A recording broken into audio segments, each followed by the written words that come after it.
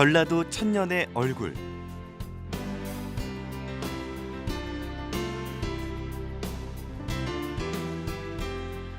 전라도 정도 천년 기획입니다. 전라도의 인물들을 조명해 보겠습니다. 정치, 경제, 학문, 예술 분야까지 역사적으로 큰 업적을 남긴 인물부터 현대 인물들까지 우리가 잘 몰랐던 역사 이야기를 해볼 텐데요. 광주 매일신문 남성숙 대표와 이 시간 함께 하겠습니다. 안녕하세요. 네, 안녕하세요. 오늘 말씀해드릴 분인 고경명 선생은 네. 피를 돌게 했다라고 아. 평가를 받는 분 중에 한 분입니다. 피를 돌게 했다. 네. 사실 이런 말씀드리긴 그렇지만 네임밸류에서는 네. 고경명 선생님이 가장 대중적인 분이시 교과서에서 많이 배웠잖아요. 예, 교과서에 많이 나옵니다. 포충사에 네. 계신 걸로도 유명하고. 네, 저는 이제 이 부분 약간 좀 이상한 부분도 있어요. 우리 그 국어책에 보면 고경명 선생이 네.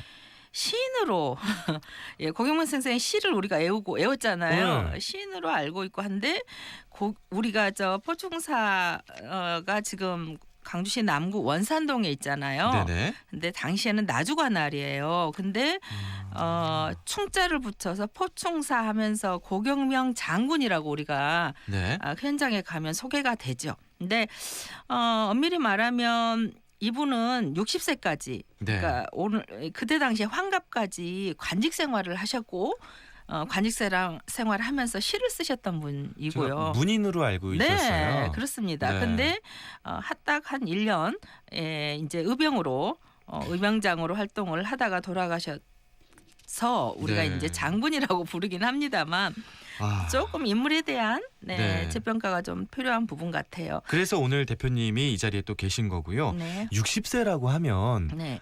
말 그대로 요즘 60세는 하고 다르잖아요. 그때는 평균 수명이 그렇죠. 그때 당시 조선으로 보면 한 80세 정도? 그러니까 중노인이셨던 거죠. 중노인. 예. 근데 이제 이분이 네. 아까 제가 의병장이라고 소개했잖아요. 60세 한갑을 딱 맞았는데 네.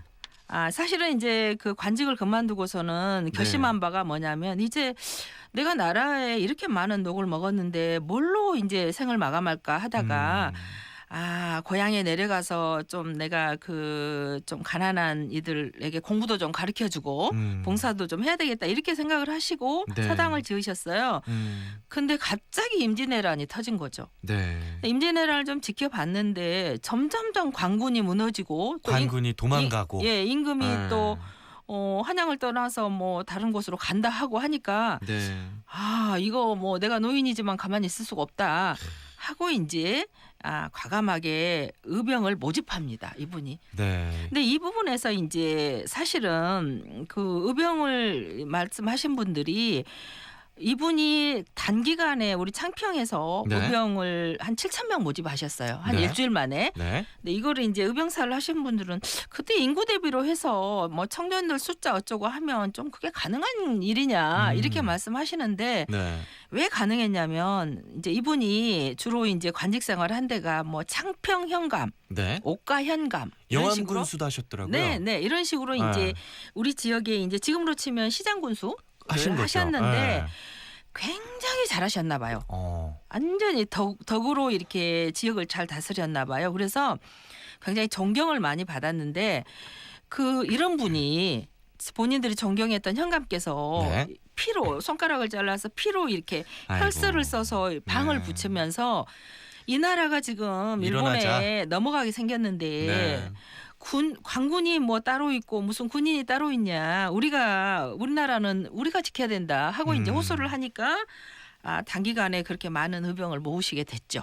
제가 예. 그 마상 경문을 좀 읽어봤어요. 네. 그 고경명 선생님이 마상 경문을 쓰는 스스로를 예. 나는 진실된 마음의 노인이며 네. 백발부유하다. 네. 그럼에도 불구하고 위급 존망의 날에 처하여 감히 내 하찮은 몸을 아낄 수 없다. 시도지사 다 하고 네. 60세 중노인이 네. 그러면서 하신 말씀이 제가 마상 경문 읽다가 너무 감동한 게 네. 처음부터 의병이라 칭한 이상 직분에도 매이지 않겠으며 네. 병졸은 고든 것으로서 장렬함을 삼았으니 강약을 따질 것도 없다. 네. 그저 우리의 비분강개한 마음 가지고 나가자. 네. 이렇게 쓰셨더라고요. 그래서 이제 그 양반 상놈 관계 없이 그러니까. 청년들이 이제 그 모아서 이제 뭔가 사실은 의병도 군인이니까 네. 모으고 나면 이제 뭐 군사훈련도 좀 하고 해야 되잖아요. 그렇죠. 근데 그럴 새도 없이 이게 지금 한양이 위급하다 그러니까 자 일단 나서자. 네. 그리고 그분들을 데리고 이제 한양을 향해서 이분이 네. 올라갑니다. 올라가는데 목표는 이제 한양에 가서 이제 임금을 지키는 거였는데 금산 정도에 쭉 가다 보니까 네. 이제 그 관군이 금산 쪽에서 위급하게 연락이 와서 우리 좀 도와달라. 네. 그래서 이제 금산 전투가 벌려지고 있는 금산을 가거든요. 금산 거기 인삼 유명한데. 그렇죠. 근데 네네. 금산성이 있죠 거기에. 네네. 근데 금산성에서 이제 일본군하고 우리 관군이 붙었어요. 네. 그래서 이제 고경민 선생님은 의병들에게 그렇게 얘기를 했죠. 이게 관군이 알아서 이 정도는 할 거다. 네. 예병 숫자도 몇 도 안 되고 그러니까 우리가 뒤에서 지켜보다가 그냥 올라가면 된다 하고 이제 가서 이제 이렇게 지켜보고 있었어요. 근데 네. 문제는 강군이 무너져 버린 거예요. 그리고 도망가기 바쁘고. 예, 강군이 무너지고 이제 네. 잘못하면 금산성이 이제 일본에 넘어가게 생겼어요. 그래서 안 되겠다, 우리가 나서야 되겠다 하고 네. 이렇게 가자, 전투하러 가자 이렇게 하니까 의병들이 아까 말씀드렸지만 훈련을 안 받는 의병들이 겁나잖아요. 그쵸. 관군도 총칼 다 이렇게 가지고 있는 관군도 안 되는데. 되는데 이렇게 무슨 곡괭이 들고 간 되겠어요. 그래서 그렇죠. 이게 서서히 물러나요 이렇게. 그래서 안 되겠어요. 근데 고경민 선생님이 본인이 이제 우리 영화를 보면 전투할 때 장군은 뒤에 있잖아요. 그쵸. 나가라 이렇게. 네. 안 되겠어요. 그러니까 본인이 자 내가 먼저 가겠다 하고 나를 따르라 하고 가요. 60-100발 예, 할아버지가. 탁 나가요. 근데 첫 말을 이렇게 후려쳐갖고 딱 나가는 순간 네. 이렇게 돌아가시게 됩니다. 이제 이제 여기까지는 이제 이분의 그래서 적의 화살을 맞고 돌아가셨다 네. 이렇게 기록돼 있는데 사실은 네. 이분이 이제 그 현감할 때 이렇게 조랑말을 주로 타고 다니시잖아요. 네네. 이제 여기에 전투말을 큰 말을 처음 타신 거예요. 네. 기계 좋게 나를 따르라 그러면서 말에 목을 탁 아주 세게 치니까 네. 말이 이렇게 올라섰겠죠. 근데 그쵸. 이렇게 두 발을 앞으로 확 들었겠죠. 하면서 올라섰겠지. 그러면서 반동으로 본인이 이렇게 떨어지신 거예요. 그래서 목이 이렇게 부러져 갖고 돌아가셨는데 이 부분은 제가 왜 말씀드리냐면 사실이 웃지 마세요. 이 부분이 근데 중요한 게 아니에요. 어찌 됐건 돌아가시면서 이때사 이분이 돌아가시니까 이를 따랐던 의병들이 드디어 큰일 났다. 이게 내가 나서야 되겠다 해서 달려 나가서 이 전투를 이깁니다. 그래요. 이겨서 결국은 금산상을 지키고 나중에 이제 이 순간이 굉장히 중요했던 게 뭐냐면 이 80 다 된 노인 의병장이 네. 앞서서 하면서 돌아가신 부분 때문에 이때 의병들이 전투를 성공하면서 네. 엄청난 다음에 효과가 나는 부분이 이때 따라갔던 분이 최경혜 장군이라고 네. 진주성에서 논계가 아니라 진주성에서 의병장을 네. 품고 떨어졌던 논계 있죠. 네네. 그 논계의 남편이 최경혜 장군인데 최경혜 장군이 이 전투에 참여했었고요. 아들 고종후, 고흰후, 그다음에 그 이후에 이제 고경명 네. 장군이 돌아가신 이후에 호남 각지에서 의병장들이 일어났군요. 전라 좌우병장, 우병장들이 나는데 다 이때 전투에 참가했던 고경명 선생의 휴아들이었어요. 제가 알기로는 네. 이 금산 전투에서 예. 고경명 선생이 돌아가시고 네. 그리고 고경명 선생의 작은 아들 네. 고인후 네. 또 네. 이제 전사했어요. 예, 근데 그렇습니다. 이 얘기를 듣고 그 예. 어머님 그러니까 예. 고경명 선생의 부인은 네.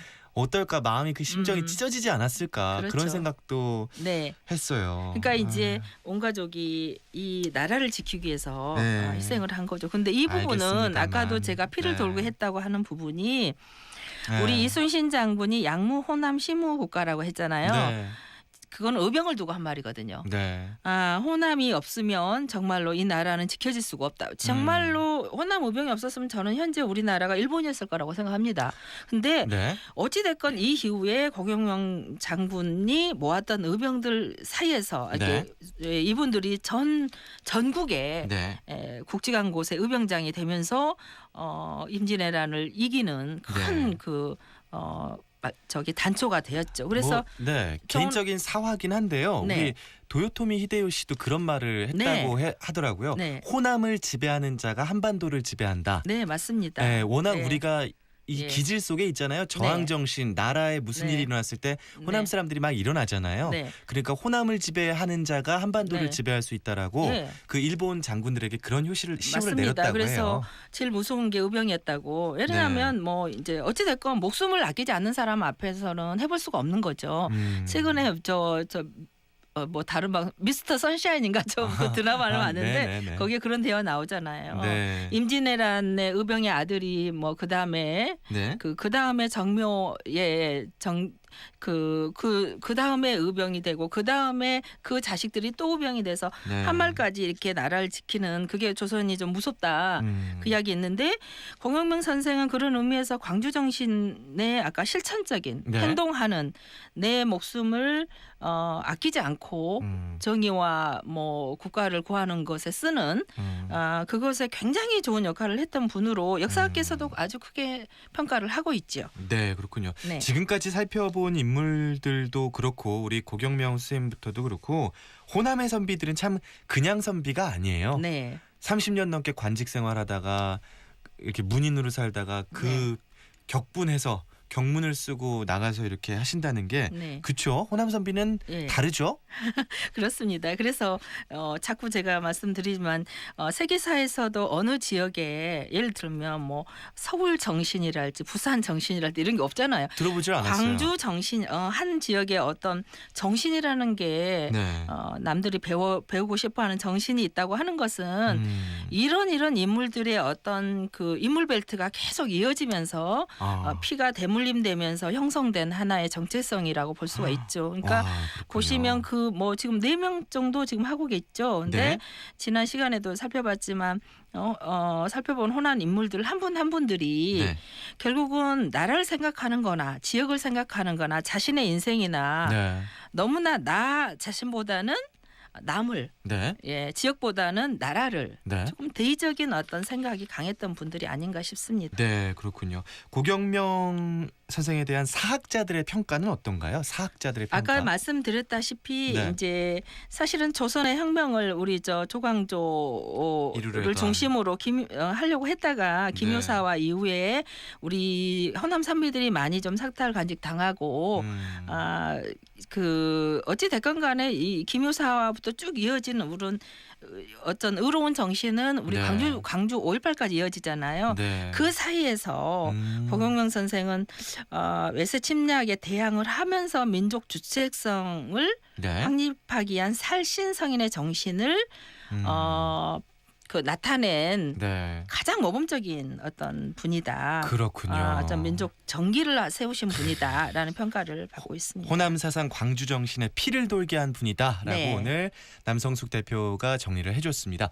자, 1216번님이 남성숙 대표님 너무너무 감사해요. 저는 대촌면에 있는 포충사 자주 갔는데 단순한 장군인 줄 알았지 이렇게 두루 현감을 지낸 분인 줄 자세히 몰랐습니다. 고경명 장군에 대해 자세히 알려줘서 고맙습니다. 송용삼 애청장님 보내주셨고요.